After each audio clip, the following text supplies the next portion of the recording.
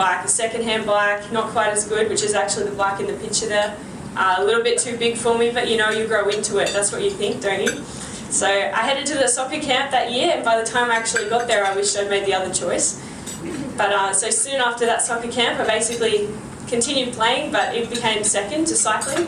I fell in love with the sport straight away, and I think the main reason that I fell in love with the sport was really because I found it so difficult. It was so challenging. I wasn't any good at it when I started. I was a lot smaller than some of the other girls and guys in the club, and I remember getting lapped at club racing.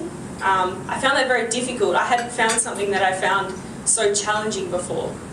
So for me, that was the real thing that got me training in the morning, those first couple of years, because it really was hard for me, and I wasn't used to that. That was a really big step for me. So from there, basically, in 2005, I began doing some racing away with the cycle club. As you can see, these are pictures with the Port Macquarie Cycle Club. So it's a few years ago now, that's 2005. So basically in 2005, I competed away at some events around New South Wales. The first event was the Northern New South Wales Road Championships, which was actually in Port Macquarie, but an open event. That was exciting. I won my first medal, a bronze medal in the road race, and I knew that from there that was sort of the first step, and I could achieve more with this. I went to a few state title events around the state, won 2 bronze medals that year.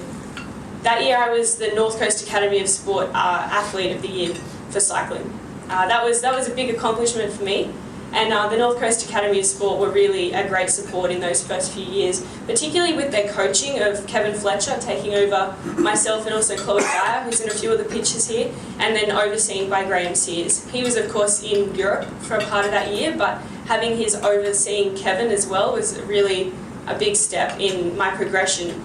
In these few years, it was really just a learning curve. You know, I trained I was passionate about it, but I trained when I wanted to a little bit. It wasn't as structured.